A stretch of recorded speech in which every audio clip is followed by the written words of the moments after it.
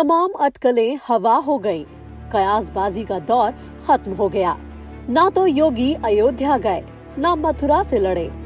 अखिलेश ने भी आजमगढ़ पर पिता के गढ़ मैनपुरी को तरजीह दी। योगी और अखिलेश का सेफ गेम है या माइंड गेम, आज हम आपको फैक्ट और फिगर के जरिए यूपी चुनाव के सबसे इंटरेस्टिंग पहलू के बारे में बताएंगे। नमस्कार, मैं हूँ आपके साथ जूही सक्सेना और अमेरिका के लॉस एंजलिस से सीधा आपके साथ जुड़ गई हूँ इलेक्शन 2022 की कुछ खास रिपोर्ट लेकर। क्या आपने कभी सोचा है कि टफ सीटों के लिए कार्यकर्ता और सेफ सीटों पर लड़ने के लिए नेता क्यों होते हैं? क्या बड़े बड़े दिग्गज नेता भी ऐसी सीटों का चुनाव करते हैं जो आसानी से जीती जा सके?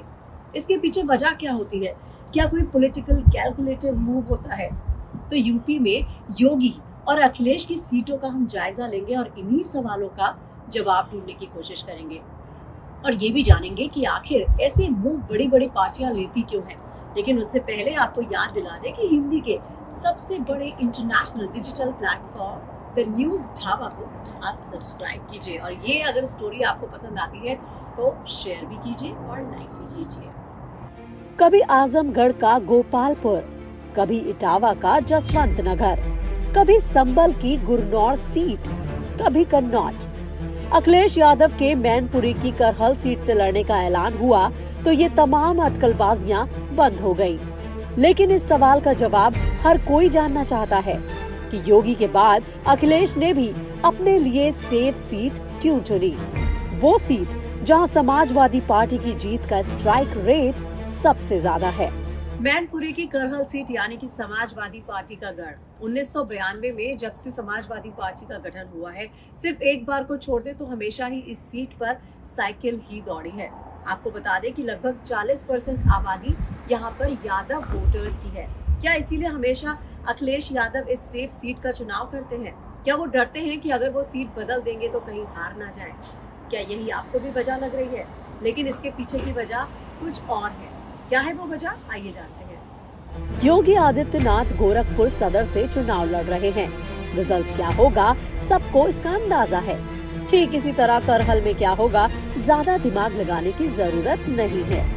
लेकिन सेफ सीट चुनने के पीछे योगी अखिलेश का क्या माइंड गेम है, आपको समझना जरूरी है।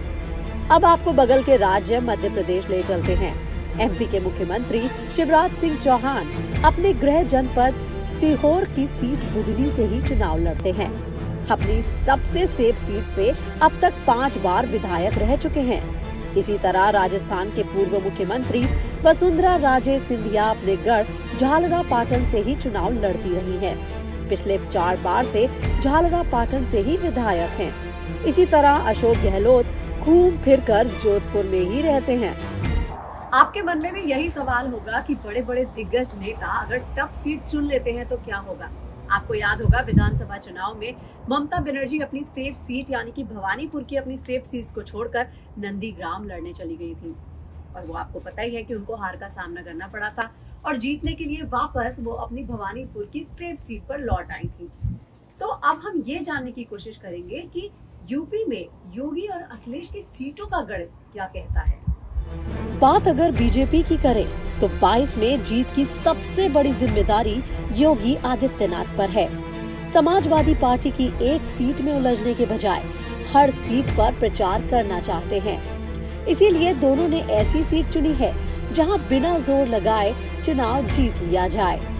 गोरखपुर सदर में ही योगी आदित्यनाथ का गोरखनाथ मठ है।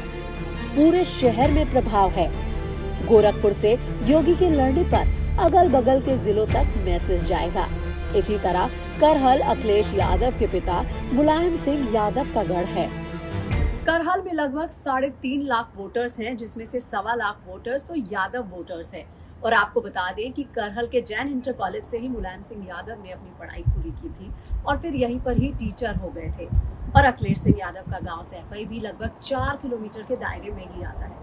यानी कि अखिलेश यादव आसपास के जिलों वालों को ये मैसेज देना चाहते हैं कि अगर वो मुख्यमंत्री बनते हैं तो वो उन्हीं के इलाके का होगा। मतलब साफ है, यानी कि खेल साफ है कि ये जो खेल है वो पॉलिटिकल मैसेजिंग का है। मैं हूँ पूजा सिंह भदूला। मैं हूँ उर्वशी गौट।